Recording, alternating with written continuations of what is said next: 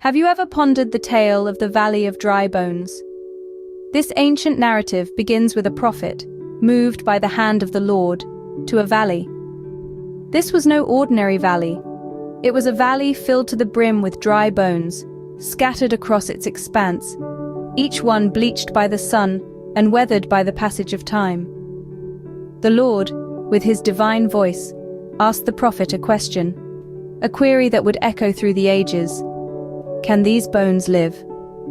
Can life be breathed back into that which appears lifeless?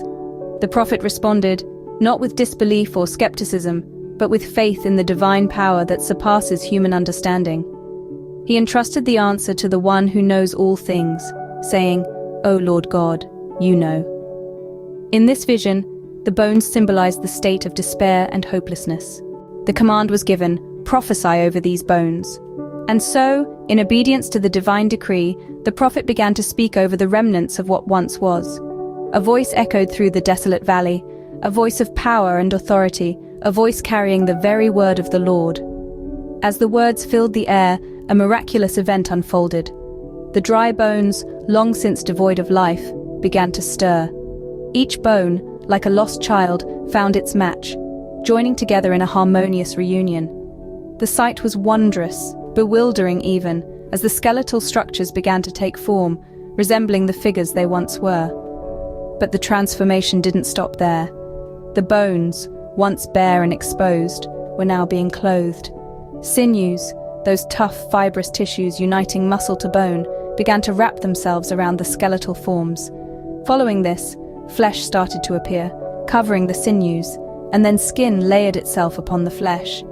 It was as if life was being woven back into them, thread by thread, piece by piece. Yet despite this incredible reconstruction, something was still missing. The bodies, now clothed with flesh and skin, lay there in the valley. They resembled life, yet they were still devoid of it.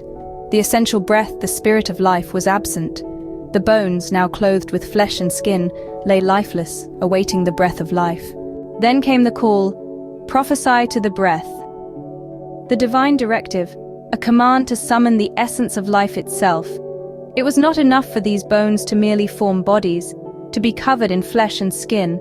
For what is a body without a soul, without the breath of life that animates it?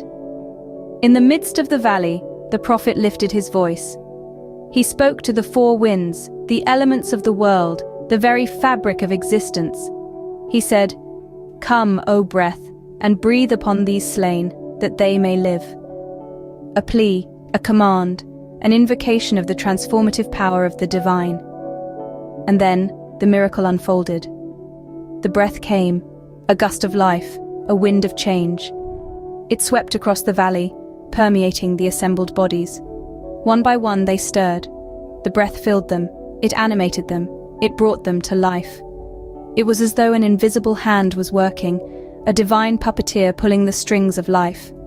The valley echoed with the sounds of 1,000 breaths drawn, a symphony of life reborn.